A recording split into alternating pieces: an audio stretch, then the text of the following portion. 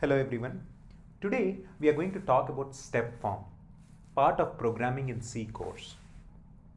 Step form is a way of stating an algorithm in which each step is written as a separate instruction.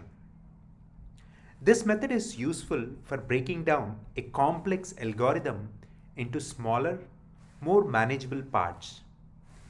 Here is an example of an algorithm stated in step form. There is an example of selection sort algorithm.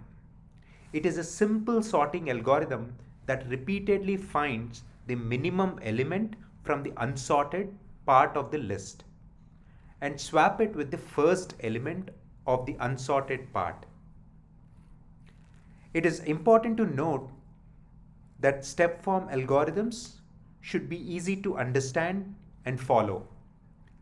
The instructions should be clear and concise, and the steps should be listed in the order in which they should be executed. Hope this was helpful. Thank you for watching.